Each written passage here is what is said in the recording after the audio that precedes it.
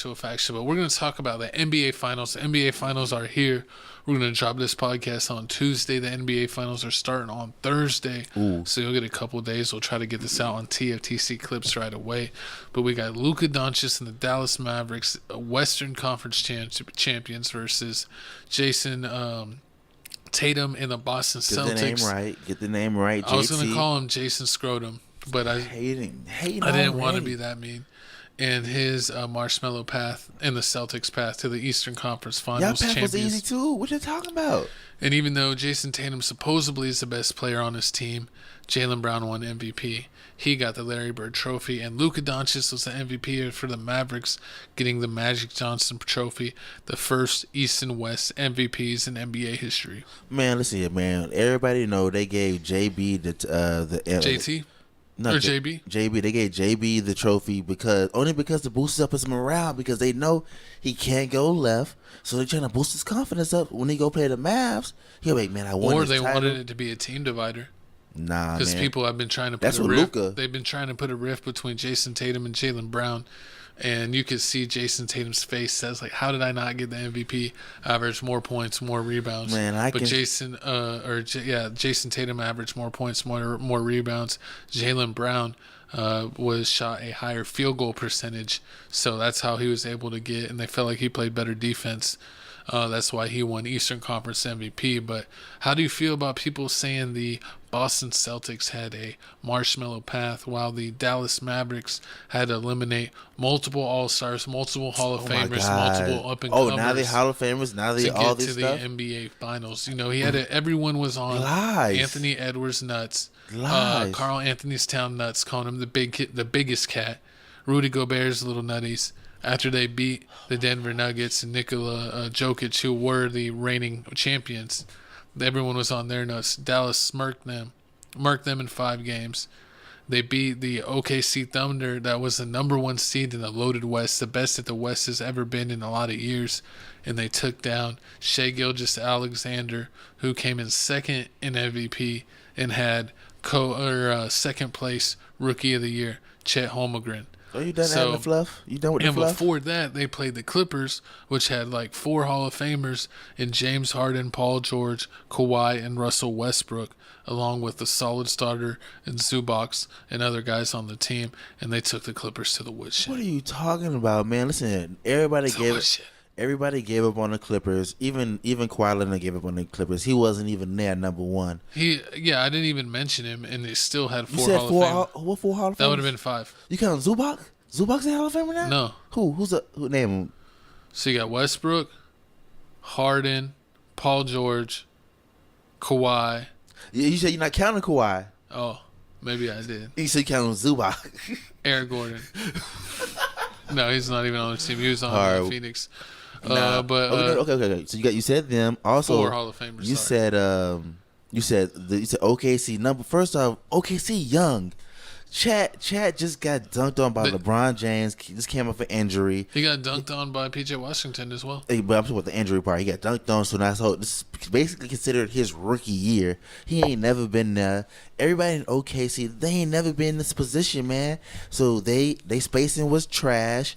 So they got beat. That's the only thing that happened. I mean, Dort was doing. How was their spacing trash when Chet shoots 3s and he's their 5? He wasn't hitting 3s like that. And then they didn't even have a real power forward. They would play basically 3 small forwards. They didn't have 2, 3, 4. And on top of that, Chat is not enough. I mean, I was thinking first off, y'all got Gafford and y'all got Lively. He for some strange reason, even though Lively and him are basically the same body mass. Surprisingly, he can't stop him. It's like Gafford they're just Lively just dunking over his head.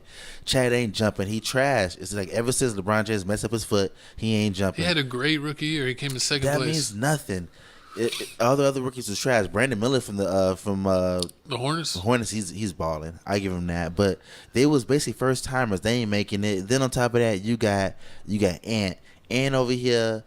Big Cat Carl Anthony Towns and Rudy Gobert have all kinds of experience. Nah, Big Cat over here shooting 1 for 53s. He been basically shooting the lights out. Hey, I thought he was the best shooting big man of all time. That's what he said. Compared to Tim Duncan. Compared to Dirk? No, Dirk's a better shooter. Dirk. I mean, yeah, Dirk is a better shooter. But Dirk actually makes mid-range shots and all that stuff. Tim Thomas. Tim Thomas. You mean Robert Horry, Big Shot Bob? No one cares about the Horry. But back to what I was saying. But I mean, moving on. So what I'm gonna ask you is, how the matchups looking like? What's the matches? What you got it looking like from 1 to 5? Who you guys sticking who? So who gonna be sticking Luka when the game said and done? So Derek White on Luka? No, I think Derek White and Drew Holiday might be too small. Okay. I think to start the game they might start with Drew Holiday because even though he's like 3-4 inches shorter, that he has really good defense and really good hands. Luka has usually bullied him and done well against him, but a lot of times a pick and roll, teams switch, so it's the guy who they're screening against who's actually going to guard Luka. So I think it'll come down to Derek White, Jason Tatum, and Jaylen Brown, and even Porzingis being able to guard Luka and Kyrie on the perimeter. So I think they're going to start with Drew Holiday. If he starts torching them, they might start move Jaylen Brown. But Jaylen Brown is a little bit in the weight category. He has close to the height. He's a little bit smaller, but he weighs a lot less, so he might be able to get bullied. So at the end of the day, I think it's going to come down to Jason Tatum in certain moments, maybe in the fourth quarter at the end of the game. Is he going to be able to be on Luka because he has the height and the thickness and the athleticism to guard him? So it's going to be, do they want to do that? Do they want to put Jason Tatum in that foul risk? Do they want to run him on both ends? Maybe they just try to, have the other 3 players do that until the fourth quarter, other 4 players, and take their chances, and then have Jason Tatum try to guard him in the fourth quarter, but that could mess up his offense in the clutch. And I think Kyrie's going to have either Drew Holiday or Derek White try to guard him.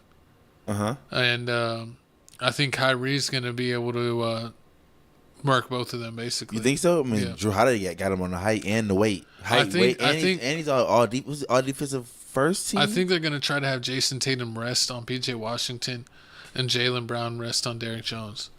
So I think they got to do some screens and get Derrick Jones to get some lobs and try to get them in some action. So maybe if they're late, that they could get an and one. I think it's going to, Derek Lively and Daniel Gafford are going to have to do a good job of staying on Porzingis or Al Horford, whoever is the 5 for the Celtics, and make sure that they're just not taking wide open threes. But I think Dallas might actually give up Porzingis and Al Horford threes until they can prove that they're going to hit them. Do you think they can prove they can hit them? I know Porzingis can, and Al Horford had that game where he shot a record 10 of 11. Al Horford has a lot of games where he makes a lot. He's improved a lot. But he also has games where he goes 2 of 10. He's also almost 50. He had that one game where he went 11 to 13. So you got to see if he could keep that up. I think Luka's going to try to torch Porzingis and Al Horford in the pick and roll, get them on a one-on-one on an island, and go to work. And either get the defense to collapse to get a wide open 3 or a lob, or take them just one-on-one. True, I can see that. So I'm my pick for this for the NBA Finals. I've been going with Dallas all year. I ain't changing up now. I'm going Dallas in 6. What about game 1? What you doing? No, wait. With game 1, I think next time we're gonna come back. I think game 2 probably gonna happen. So we're gonna predict both games. But game 1, what you got? Who you got winning game 1? Right now, I think Dallas could come out and steal game 1, and then the NBA won't let them take 2 on the road, and Boston will get game 2. You think that's how it's gonna be? That's what my prediction. Okay. Dallas game 1, Boston game 2, and it'll be 1-1 going into game 3. I can see that.